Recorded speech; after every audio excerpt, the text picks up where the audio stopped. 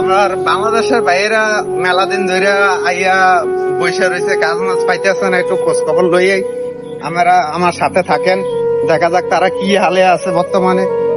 এই খানা মানা ঠিক মতন খাইতে আসেনি। ভাই কেমন আছেন আপনারা?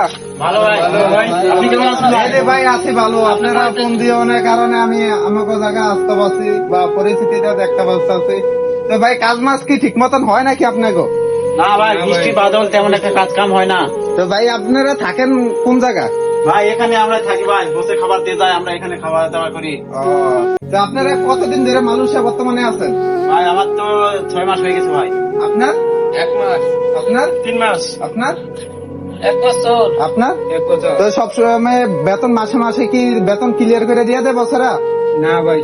তা আপনারা গোসল করেন কোন খানার পানি কোন? ভাই আমার সাথে আসেন ভাই, দেখেন মালয়েশিয়া খুব কষ্টে আছে বর্তমানে। দেখেন, এই জায়গা বর্তমানে তারা এতজন লোক 6-7 জন লোক এই জায়গাতে গোসল করে। গোসল করে এই জায়গার মধ্যে তারা বইয়াতে, সামনে একটা ঘর আছে, এদিকে একটা ঘর আছে, এন তার রাইতে থায়, এন খানা মানা খায়, এনতে গোসল করে।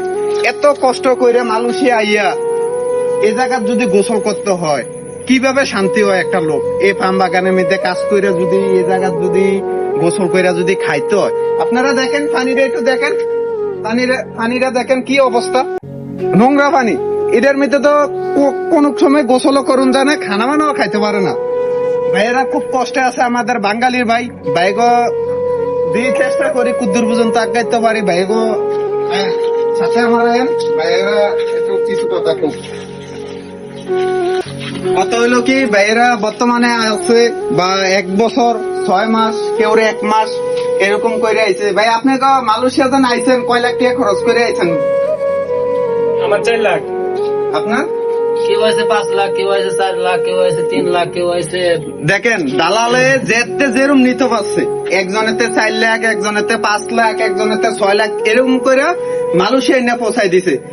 যে পরিবেশে আছে একটা মানুষ থাকতে পারবো না, যে জায়গা থাকে এই জায়গাতে একটা কুকুর ছাড়া কেউ থাকতে পারবে না, বুঝছেন?